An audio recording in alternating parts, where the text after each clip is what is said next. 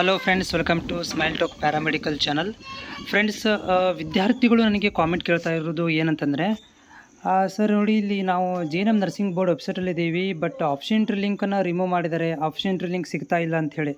ನನಗೂ ವಂಡರ್ ಅನ್ನಿಸ್ತು. ಯಾಕಂತಂದರೆ ನಾನು ಪದೇ ಇದನ್ನು ಈ ಒಂದು ವೆಬ್ಸೈಟನ್ನು ಚೆಕ್ ಮಾಡ್ತಾನೆ ಇರ್ತೀನಿ. ಏನು ಬದಲಾವಣೆ ಆಗಿಲ್ಲ. ಅದೇ ಬದಲಾವಣೆ ಆಗಿರೋದು ಏನಪ್ಪ ಅಂದ್ರೆ ಒಂದೇ ಒಂದು ಇವತ್ತು ಮೆರಿಟ್ ಲಿಸ್ಟನ್ನು ಅಪ್ಡೇಟ್ ಮಾಡಿರುವಂಥದ್ದು ಬಿಟ್ಟರೆ ಏನು ಬದಲಾವಣೆ ಆಗಿಲ್ಲ. ಮತ್ತು ಇಲ್ಲಿ ನೋಡಿ, ಯಾರೆಲ್ಲ ಅಭ್ಯರ್ಥಿಗಳು ಲಾಗಿನ್ ಪೇಜ್ ಸಿಗ್ತಾಯಿಲ್ಲ, ಆಪ್ಷನ್ ಎಂಟ್ರಿ ಲಾಗಿನ್ ಪೇಜ್ ಸಿಗ್ತಾಯಿಲ್ಲ ಅಂದರೆ ಇಲ್ಲಿ ನೋಡಿ ಕಾಣಿಸ್ತಿದೆ ನಿಮಗೆ, ಇಲ್ಲೇ ಇದೆ.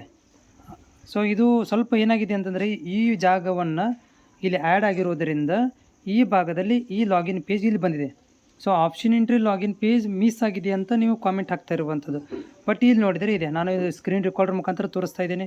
ಬೇಕಾದ್ರೆ ಇದಕ್ಕೆ ನೀವು ಕ್ಲಿಕ್ ಮಾಡಿ ನೋಡಿ, ಇದು ಬರುತ್ತೆ. ಓಕೆ, ಇಲ್ಲಿ ಕೊಟ್ಟಿದ್ದಾರೆ. ಇಲ್ಲಿ ಜಸ್ಟ್ ಏನಾಗಿದೆ ಅಂತಪ್ಪ ಅಂದರೆ ಅದು ತೆಳಗಡೆ ಬಂದಿದೆ ಅಷ್ಟೇ, ಬಿಟ್ಟರೆ ಇಲ್ಲಿ ಏನು ಬದಲಾವಣೆ ಆಗಿಲ್ಲ.